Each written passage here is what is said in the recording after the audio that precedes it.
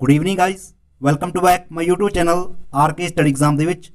So guys इस video ਦੇ ਵਿੱਚ ਅੱਜ ਆਪਾਂ ਪੋਲੀਟੀਕਲ ਸਾਇੰਸ ਦਾ ਬਹੁਤ ਹੀ ਮੋਸਟ ਇੰਪੋਰਟੈਂਟ ਚੈਪਟਰ यानी कि आर्टिकल ਦੇ ਨਾਲ ਜਿਹਨੇ ਵੀ ਮੋਸਟ ਇੰਪੋਰਟੈਂਟ ਕੁਐਸਚਨ ਬਣਨਗੇ ਸਾਰੇ ਹੀ ਇਸ ਵੀਡੀਓ ਦੇ ਵਿੱਚ ਡਿਸਕਸ ਕਰਾਂਗੇ। ਤੇ ਦੋਸਤੋ ਵੀਡੀਓ ਨੂੰ ਧਿਆਨ ਦੇ ਨਾਲ ਵੇਖਣਾ ਕਿਉਂਕਿ ਕੁਝ ਕੁਐਸਚਨ ਇਸ ਦੇ ਵਿੱਚੋਂ ਜੋ ਪੰਜਾਬ ਦੇ ਪਿਛਲੇ ਐਗਜ਼ਾਮ ਹੋਏ ਨੇ ਉਹਨਾਂ ਦੇ ਵਿੱਚ ਵੀ ਪੁੱਛੇ ਗਏ ਨੇ। ਸੋ ਵੀਡੀਓ ਨੂੰ ਧਿਆਨ ਦੇ ਨਾਲ ਵੇਖਿਓ ਤੇ ਪੀਡੀਐਫ ਲੈਣ ਲਈ ਤੁਸੀਂ ਟੈਲੀਗ੍ਰਾਮ ਚੈਨਲ ਜੁਆਇਨ ਕਰ ਸਕਦੇ ਹੋ, ਉਸ ਦਾ ਲਿੰਕ ਹੈ ਜੋ ਡਿਸਕ੍ਰਿਪਸ਼ਨ ਦਿੱਤਾ ਹੋਇਆ। ਤੇ ਆਓ ਆਪਾਂ ਵੀਡੀਓ ਨੂੰ ਸਟਾਰਟ ਕਰਦੇ ਹਾਂ। फस्ट क्वेश्चन अपने कोल संविधान के किस अनुच्छेद विच यह दस्सिया गया है कि भारत का अर्थ है कि भारत राज्यों का संघ होगा। तो किहड़े आर्टिकल दे विच दस्सिया गया है? राइट ऑप्शन नंबर ए। सो आर्टिकल 1 दे विच यानी कि अनुच्छेद 1 दे विच दस्सिया गया है कि भारत है जो राज्यों का संघ होगा। So right option number A most important question. देखते हैं आप नैक्सट क्वेश्चन भारतीय संविधान के किहड़े अनुच्छेद विच नागरिकता नाल संबंधित प्रबंध हैं जी? Right option number B. So article 5 to 11 5 तो 11 तक जो अनुच्छेद ने सो नागरिकता नाल संबंधित ने। तो राइट ऑप्शन नंबर बी हो जाएगा गाइज। तो तुसीं याद रखना है। सो वैरी मोस्ट इंपोर्टेंट क्वेश्चन। तो देखते हैं आप नैक्सट क्वेश्चन। नैक्सट अपने कोल हेठ लिखियां विचों किस अनुच्छेद द्वारा भारतीय नागरिकां नूं मूल अधिकार प्रदान करता है? तो दोस्तों तुहानूं ईजिली इसका आंसर पता होगा। सो अनुच्छेद 12 तो 35 अनुच्छेद नंबर यानी कि जो ऑप्शन नंबर 1 ए है राइट हो जाएगी। सो अनुच्छेद 12 तो 35 ठीक है जी। तो यह भी मोस्ट इंपोर्टेंट क्वेश्चन है, तुझे याद रखना है। तो ईजिली क्वेश्चन है भी। देखते हैं अपन next question. Next question number 4 हेठ लिखा पिछों किहड़ा अनुच्छेद अछूतता का अमूलन करता है? अछूत संबंधी जो अनुच्छेद है भारतीय संविधान के विच तो वह है दोस्तों ऑप्शन नंबर सी यानी कि अनुच्छेद 17 ठीक है जी। So option number C is the right answer. Article 17 जो अछूतता के नाल अमूलन करता है ठीक है, ऑप्शन नंबर सी। तो वैरी मोस्ट इंपोर्टेंट क्वेश्चन है। सो ये प्रीवियस एग्जाम हुए जो उन्होंने पूछा गया क्वेश्चन है। नैक्सट क्वेश्चन देखते हैं। नैक्सट क्वेश्चन नंबर 5 भारतीय संविधान का किहड़ा अनुच्छेद राष्ट्रपति के अहुदे लई पुनर्योग्यतावां निर्धारित करता है? Right option number D. So article 57। सो 57 है जो यानी कि अनुच्छेद 57 जिहड़ा कि राष्ट्रपति के अहुदे के लिए की राष्ट्रपति योग्यतावां होंदियां ने ठीक है। तो वो सारियां योग्यतावां ने जो अनुच्छेद 57 के दस्से गए हैं यानी कि आर्टिकल 57 के विच ने ठीक है, तुसीं याद रखना है। नैक्सट क्वेश्चन देखते हैं। नैक्सट क्वेश्चन भारतीय संविधान के किस अनुच्छेद विच प्रेस की आज़ादी दी गई है? So freedom of press so किहड़े आर्टिकल दे विच आउंदी है जी? Right option number D. So article 19 1 दे विच अनुच्छेद 19 1 दे विच आउंदी है जी। सो प्रेस की आज़ादी। सो option number D is the right answer हो जाएगा। सो वैरी मोस्ट इंपोर्टेंट क्वेश्चन है भी। बढ़ते हैं नैक्सट क्वेश्चन के वाल। नैक्सट क्वेश्चन अपने कोल किस अनुच्छेद के अंतर्गत भारत का सुप्रीम कोर्ट है जो नागरिकों मौलिक अधिकार की रक्षा करता है? Option number D is the right answer हो जाएगा ठीक है। तो याद रखना है जो मौलिक अधिकारों की रक्षा करता है तो वो आर्टिकल है 32 अनुच्छेद 32 है ठीक है, वैरी मोस्ट इंपोर्टेंट। नैक्सट देखते हैं आप। नैक्सट क्वेश्चन भारतीय संविधान के किस अनुच्छेद विच राज के नीति निर्देशक तत्त ने जो उन्होंने उल्लेख है जो किया गया है? तो दोस्तों वो आर्टिकल है सो अनुच्छेद 36 तो 51 के विचकार ठीक है। Option number C is the right answer हो जाएगा, option number C. So article 36 to 51 तक अनुच्छेद 36 तो 51 के विचकार है जो राज के नीति निर्देशक तत्त ने उन्होंने उल्लेख किया गया। Very most important question. Next देखते हैं। नैक्सट क्वेश्चन अपने कोल 42 यानी कि 42 संशोधन द्वारा संविधान के किस अनुच्छेद विच मौलिक कर्तव्यों जोड़ा गया है? राइट ऑप्शन नंबर बी हो जाएगा। सो अनुच्छेद 51 ए के विचकार ठीक है, जिहड़े कि मौलिक कर्तव्य ने अपने सो उन्होंने 42वें संशोधन के द्वारा सो आर्टिकल 51 ए के द्वारा जोड़ा गया। So option number B is the right answer. Very most important question guys ये भी। नैक्सट देखते हैं आप। नैक्सट क्वेश्चन गाइज भारत के संविधान विच किस अनुच्छेद के अंतर्गत भारत के राष्ट्रपति उत्ते महाभियोग चलाया जा सकता है। तो वो आर्टिकल है 61, यानी कि option number A is the right answer. So अनुच्छेद 61 ਦੇ ਵਿੱਚ, ठीक है, आर्टिकल 61 ਦੇ ਵਿੱਚ। ਤਾਂ ਇਹ ਵੀ ਜੋ ਪ੍ਰੀਵੀਅਸ ਐਗਜ਼ਾਮ ਹੋਏ ਨੇ ਪੰਜਾਬ ਦੇ ਉਹਨਾਂ ਦੇ ਵਿੱਚ ਆਇਆ ਹੋਇਆ ਕੁਐਸਚਨ ਹੈ ਗਾइस ਇਹ, ਤਾਂ ਤੁਸੀਂ ਯਾਦ ਕਰ ਰੱਖਣਾ ਹੈ, ਵੈਰੀ ਮੋਸਟ ਇੰਪੋਰਟੈਂਟ ਕੁਐਸਚਨ ਹੈ। ਨੈਕਸਟ ਵੇਖਦੇ ਹਾਂ। ਨੈਕਸਟ ਕੁਐਸਚਨ ਆਪਣੇ ਕੋਲ, ਕਿਹੜਾ ਅਨੁਛੇਦ ਭਾਰਤ ਦੇ ਅਟਾਰਨੀ ਜਨਰਲ ਦੀ ਨਿਯੁਕਤੀ ਨਾਲ ਸੰਬੰਧਿਤ ਹੈ। ਤਾਂ ਦੋਸਤੋ ਉਹ ਆਰਟੀਕਲ ਹੈ, ਸੋ ਆਰਟੀਕਲ 76 ਯਾਨੀ ਕਿ ਅਨੁਛੇਦ 76 ਦੇ ਵਿੱਚ, ਜਿਹੜਾ ਕਿ ਭਾਰਤ ਦੇ ਅਟਾਰਨੀ ਜਨਰਲ ਦੀ ਨਿਯੁਕਤੀ ਨਾਲ ਸੰਬੰਧਿਤ ਰੱਖਦਾ ਹੈ, ਯਾਨੀ ਕਿ ਅਨੁਛੇਦ ਨੰਬਰ 76, ਠੀਕ ਹੈ, ਯਾਦ ਰੱਖਣਾ ਤੁਸੀਂ ਇਹ। ਨੈਕਸਟ ਵੇਖਦੇ ਆਪਾਂ। ਨੈਕਸਟ ਆਪਣੇ ਕੋਲ ਸੰਵਿਧਾਨ ਦਾ ਕਿਹੜੀ ਧਾਰਾ ਜੋ ਮਨੀ ਬਿੱਲ ਨੂੰ ਪਰਿਭਾਸ਼ਿਤ ਕਰਦੀ ਹੈ। ਤਾਂ ਇਹ ਕੁਐਸਚਨ ਵੀ ਬਹੁਤ ਵਾਰੀ ਐਗਜ਼ਾਮਾਂ ਦੇ ਵਿੱਚ ਆਇਆ ਜੀ। ਸੋ ਸੰਵਿਧਾਨ ਦੀ ਕਿਹੜੀ ਧਾਰਾ ਹੈ ਜਿਹੜਾ ਮਨੀ ਬਿੱਲ ਨੂੰ ਪਰਿਭਾਸ਼ਿਤ ਕਰਦੀ ਹੈ। अनुच्छेद नंबर 110, ठीक है जी, अनुच्छेद number 110 option number C is the right answer हो जाएगा, ठीक है। सो अनुच्छेद 110 option number C. So very most important question. Next देखते हैं आप। नैक्सट अपने कोल भारतीय संविधान का किहड़ा अनुच्छेद भारत के राष्ट्रपति को अध्यादेश जारी करने की शक्ति प्रदान करता है। तो अध्यादेश जारी करने की शक्ति प्रदान करता है वो इन्होंने किहड़ा आर्टिकल है। तो वो आर्टिकल है जी ऑप्शन नंबर सी। सो 123, ठीक है जी, 123। सो अनुच्छेद 123 ਦੇ ਵਿੱਚ ਸੋ ਰਾਸ਼ਟਰਪਤੀ ਨੂੰ ਅਧਿਆਦੇਸ਼ ਜਾਰੀ ਕਰਨ ਦੀ ਸ਼ਕਤੀ ਪ੍ਰਦਾਨ ਕੀਤੀ ਗਈ ਹੈ ਭਾਰਤੀ ਸੰਵਿਧਾਨ ਦੇ ਵਿੱਚ। Option number C is the right answer. Next ਵੇਖਦੇ ਹਾਂ ਗਾइस। ਨੈਕਸਟ ਕੁਐਸਚਨ ਆਪਣੇ ਕੋਲ, ਭਾਰਤੀ ਸੰਵਿਧਾਨ ਦੇ ਕਿਸ ਅਨੁਛੇਦ ਦੇ ਅੰਤਰਗਤ ਵਿੱਚ ਵਿੱਤ ਆਯੋਗ ਦਾ ਗਠਨ ਦਾ ਪ੍ਰਬੰਧ ਹੈ ਜੀ। ਸੋ ਵਿੱਤ ਆਯੋਗ ਦਾ ਜੋ ਗਠਨ ਦੀ ਵਿਵਸਥਾ ਹੈ ਉਹ ਕਿਹੜੇ ਆਰਟੀਕਲ ਦੇ ਵਿੱਚ ਹੈ। तो दोस्तों वो है article 280 option number B is the right answer, ठीक है, जी कि वित्त आयोग का गठन की व्यवस्था की गई है भारतीय संविधान के विच। तो अनुच्छेद 280 के विच की गई है, तो राइट ऑप्शन नंबर बी। तो सारे जो आर्टिकल इस वीडियो में मिल जाएंगे, सो वीडियो को एंड तक जरूर देखियो दोस्तों, ठीक है जी। नैक्सट देखते हैं। नैक्सट क्वेश्चन गाइस, संपत्ति का अधिकार संविधानिक अधिकार है ये दस्या गया है। जो संपत्ति का अधिकार है वो एक संवैधानिक अधिकार है, एक किहड़े आर्टिकल के अंडर दस्या गया। सो आर्टिकल 300 ਦੇ ਵਿੱਚ ਕੱਕੇ ਦੇ ਵਿੱਚ, ठीक है। सो अनुच्छेद 300 ਕੱਕੇ ਦੇ ਵਿੱਚ ਦੱਸਿਆ ਗਿਆ ਜੀ, ਤਾਂ ਤੁਸੀਂ ਯਾਦ ਰੱਖਣਾ ਹੈ। ਤੇ ਵੇਖਦੇ ਆਪਾਂ ਨੈਕਸਟ ਕੁਐਸਚਨ। ਨੈਕਸਟ ਕੁਐਸਚਨ, ਭਾਰਤੀ ਸੰਵਿਧਾਨ ਦਾ ਕਿਹੜਾ ਅਨੁਛੇਦ ਹੈ ਜੋ ਨਵੀਂ ਅਖਿਲ ਭਾਰਤੀ ਸੇਵਾ ਦੀ ਸਥਾਪਨਾ ਦਾ ਪ੍ਰਬੰਧ ਕਰਦਾ ਹੈ। ਤਾਂ right option number B. So article 312, ठीक है जी। सो अनुच्छेद 312 जो नवीं अखिल भारतीय सेवा की स्थापना करता है, तो right option number B is the right answer, ठीक है। नैक्सट देखते हैं आप। नैक्सट क्वेश्चन, किस अनुच्छेद के तहत यूनियन पब्लिक सर्विस कमीशन के काम का जिक्र किया गया जी।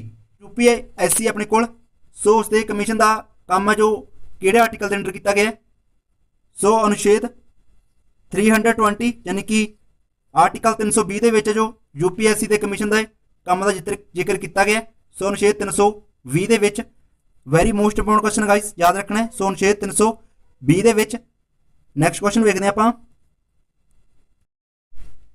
ਨੈਕਸਟ ਕੁਐਸਚਨ, ਭਾਰਤ ਦੇ ਸੰਵਿਧਾਨ ਦੇ ਕਿਹੜੇ ਅਨੁਛੇਦ ਵਿੱਚ ਚੋਣ ਕਮਿਸ਼ਨ ਲਈ ਵਿਵਸਥਾ ਹੈ।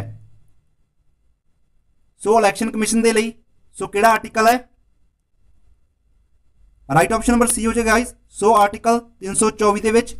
ਸੋ अनुच्छेद 324 ਦੇ ਵਿੱਚ ਜੋ इलैक्शन कमीशन की व्यवस्था की गई है भारतीय संविधान के, ठीक है। तो very most important question guys ये भी, सो एग्जाम के पॉइंट ऑफ व्यू लैके। सो अनुच्छेद 324। नैक्सट क्वेश्चन देखते हैं।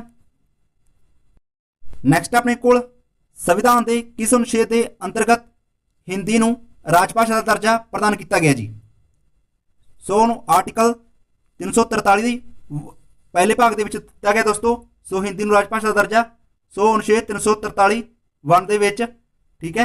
सो पहले भाग में दिता गया जी अनुच्छेद 343। तो वेरी मोस्ट इंपोर्टेंट क्वेश्चन है। सो option number A is the right answer हो जाएगा, तो याद रखना है। नैक्सट देखते हैं।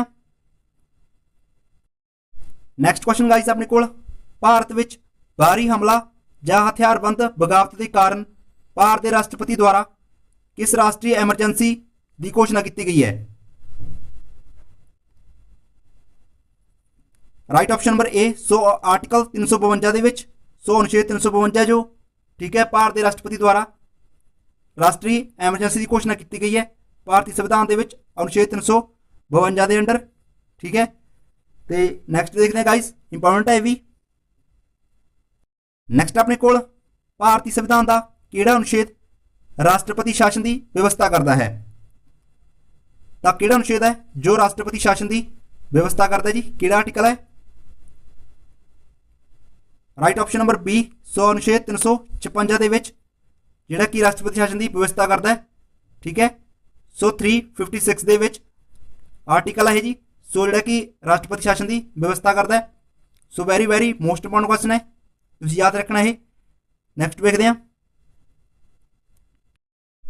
ਨੈਕਸਟ ਕੁਐਸਚਨ, ਸੰਵਿਧਾਨ ਦੇ ਕਿਹੜੇ ਅਨੁਛੇਦ ਤੇ ਰਾਸ਼ਟਰਪਤੀ ਵਿੱਤੀ ਐਮਰਜੈਂਸੀ ਦਾ ਐਲਾਨ ਕਰਦਾ ਹੈ? ਤਾਂ ਜੋ ਫਾਈਨੈਂਸ਼ੀਅਲ ਐਮਰਜੈਂਸੀ ਹੈ ਤਾਂ ਉਹ ਕਿਹੜੇ ਆਰਟੀਕਲ ਦੇ ਅੰਡਰ ਆਉਂਦੀ ਹੈ ਦੋਸਤੋ? ਤਾਂ ਅਨੁਛੇਦ 360 ਦੇ ਅੰਡਰ ਆਉਂਦੀ ਹੈ, ਯਾਨੀ ਕਿ ਰਾਈਟ ਆਪਸ਼ਨ ਨੰਬਰ ਡੀ ਹੋ ਜਾਏਗਾ।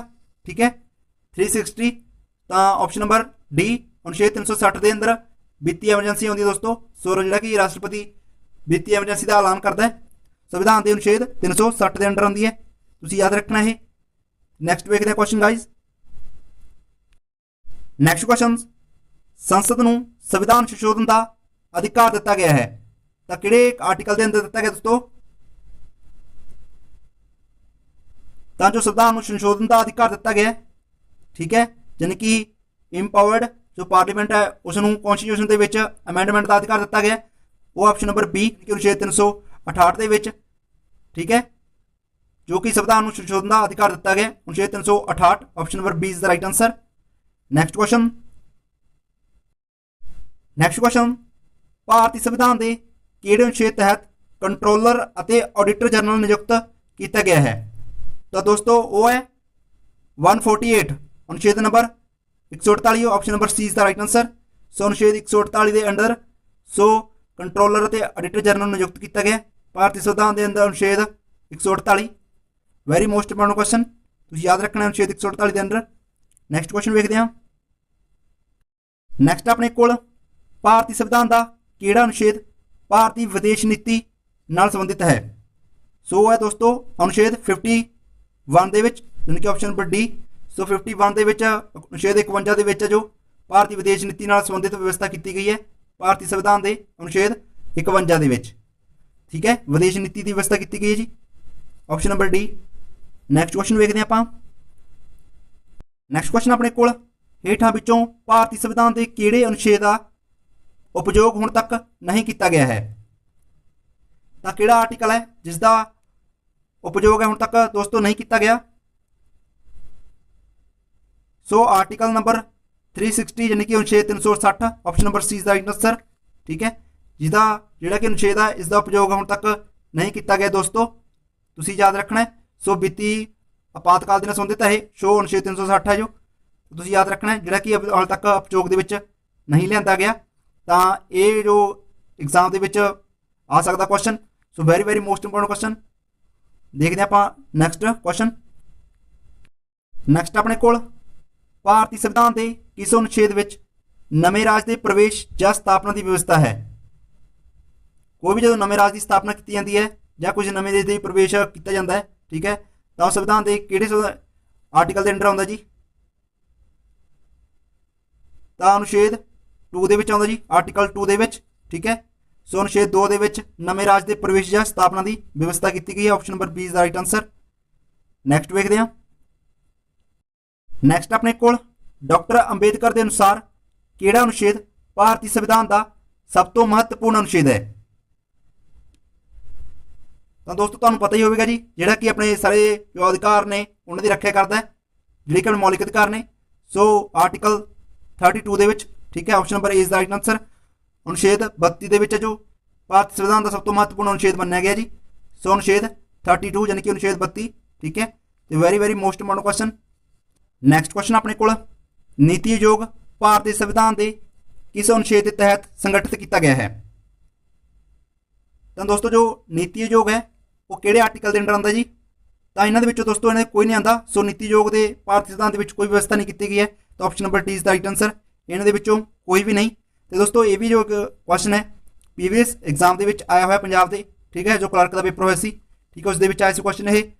ਤਾਂ ਤੁਸੀਂ ਯਾਦ ਰੱਖਣਾ ਜੇ ਅੱਗੇ ਤੋਂ ਕੁਐਸਚਨ ਆ ਜੇ ਤਾਂ ਨੀਤੀ ਆਯੋਗ ਦੀ ਭਾਰਤ ਸੰਵਿਧਾਨ ਦੇ ਵਿੱਚ ਕੋਈ ਵਿਵਸਥਾ ਨਹੀਂ ਹੈ, ਤਾਂ option number D is the right answer. Next ਵੇਖਦੇ ਆਪਾਂ। ਤੇ ਗਾਇਜ਼ ਆਪਣੇ ਕੋਲ ਲਾਸਟ ਕੁਐਸਚਨ ਹੈ ਜੀ ਇਹ, ਭਾਰਤੀ ਸੰਵਿਧਾਨ ਦੇ ਕਿਸ ਅਨੁਛੇਦ ਵਿੱਚ ਲੋਕ ਸਭਾ ਦੇ ਗਠਨ ਦੇ ਸੰਬੰਧ ਵਿੱਚ ਵਿਵਸਥਾ ਕੀਤੀ ਹੀ ਹੈ? 81 ਦੇ ਵਿੱਚ ਤੇ ਅਨੁਛੇਦ 331 ਦੇ ਵਿੱਚ। Option number C is the right answer. ਠੀਕ ਹੈ, ਸੋ ਇਹ ਦੋਨਾਂ ਦੇ ਵਿੱਚ ਜੋ ਲੋਕ ਸਭਾ ਦੇ ਗਠਨ ਦੇ ਸੰਬੰਧ ਵਿੱਚ ਵਿਵਸਥਾ ਕੀਤੀ ਗਈ ਹੈ ਅਨੁਛੇਦ 81 ਤੇ ਅਨੁਛੇਦ 331 ਦੇ ਵਿੱਚ। ਠੀਕ ਹੈ, option number C is the right answer ਹੋ ਜਾਏਗਾ। ਤੇ ਦੋਸਤੋ ਇਸ ਦੇ ਵਿੱਚ ਮੈਂ ਸਾਰੇ ਜੋ ਆਰਟੀਕਲ ਨੇ ਇਸ ਦੇ ਵਿੱਚ ਇਨਕਲੂਡ ਕੀਤੇ ਨੇ। ਜੇ ਕੋਈ ਰਹਿ ਕੇ ਵੀ ਗਿਆ ਹੋਵੇ ਤਾਂ ਦੋਸਤੋ ਤੁਹਾਨੂੰ ਉਹ ਆਸਾਨ ਹੀ ਹੋਣਾ, ਤੁਹਾਨੂੰ ਯਾਦ ਵੀ ਹੋਣੇ। ਬਾਕੀ ਜਿਹੜੇ ਕਿ ਪੇਪਰ ਨੂੰ ਲੈ ਕੇ ਇੰਪੋਰਟੈਂਟ ਸੀ ਸਾਰੇ ਆਰਟੀਕਲ ਇਸ ਦੇ ਵਿੱਚ ਇਨਕਲੂਡ ਕੀਤੇ ਗਏ ਨੇ, ਤੇ ਉਮੀਦ ਹੈ ਤੁਹਾਨੂੰ ਚੰਗੀ ਤਰ੍ਹਾਂ ਯਾਦ ਵੀ ਹੋ ਗਏ ਹੋਵੇਗੀ। ਤੁਸੀਂ ਇੱਕ ਦੋ ਵਾਰੀ ਵੀਡੀਓ ਜ਼ਰੂਰ ਰਿਵਾਈਜ਼ ਕਰਕੇ ਵੇਖਿਓ, ਤੁਹਾਨੂੰ ਦੂਸਰੀ ਵਾਰ ਨੂੰ ਸਾਰੇ ਆਰਟੀਕਲ ਯਾਦ ਹੋ ਜਾਣਗੇ। ਠੀਕ ਹੈ, ਤੇ ਤੁਸੀਂ ਪੇਪਰ ਤੋਂ ਪਹਿਲਾਂ ਇੱਕ ਵਾਰੀ ਇਸ ਦੀ ਰਿਹਰਸਲ ਜ਼ਰੂਰ ਕਰ ਲਿਓ। ਠੀਕ ਹੈ, ਕਿਉਂਕਿ ਇਸ ਦੇ ਵਿੱਚ ਇੱਕ ਜਾਂ ਦੋ ਕੁਐਸਚਨ ਬਣ ਜਾਂਦੇ ਨੇ। ਤੇ ਜੇਕਰ ਵੀਡੀਓ ਵਧੀਆ ਲੱਗੀ ਹੋਵੇ ਤਾਂ ਪਲੀਜ਼ ਇਸ ਵੀਡੀਓ ਨੂੰ ਵੱਧ ਤੋਂ ਵੱਧ ਲਾਈਕ ਕਰ ਦਿਓ, ਤੇ ਚੈਨਲ ਤੇ ਨਵੇਂ ਹੋ ਤਾਂ ਚੈਨਲ ਨੂੰ ਸਬਸਕ੍ਰਾਈਬ ਕਰਕੇ ਨਾਲ ਵਾਲੀ ਵਾਲਾ ਆਈਕਨ ਨੂੰ ਜ਼ਰੂਰ ਪ੍ਰੈਸ ਕਰ ਲਿਓ, ਤਾਂ ਜੋ ਤੁਹਾਨੂੰ ਹਰ ਨਵੀਂ ਵੀਡੀਓ ਦੀ ਅਪਡੇਟ ਹੈ ਜੋ ਸਮੇਂ-ਸਮੇਂ ਦੇ ਉੱਪਰ ਮਿਲਦੀ ਰਹੇ। ਤੇ ਦੋਸਤੋ ਆਪਣੀਆਂ ਹੋਰ ਵੀਡੀਓ ਆ ਚੁੱਕੀ ਨੇ, ਤੁਸੀਂ ਚੈਨਲ ਦੀ ਪਲੇਲਿਸਟ ਵਿੱਚ ਜਾ ਕੇ ਵਿਜ਼ਿਟ ਕਰ ਸਕਦੇ ਹੋ। ਤੇ ਐਵੇਂ ਸਾਡੇ ਚੈਨਲ ਦੇ ਨਾਲ ਬਣੇ ਰਹੋ, ਤੇ ਆਪੇ ਅੱਗੇ ਹੋਰ ਵੀ ਵੀਡੀਓ ਲੈ ਕੇ ਆਵਾਂਗੇ ਸੋ ਕਰੰਟ ਅਫੇਅਰ ਦੇ ਨਾਲ। Okay, thank you for watching.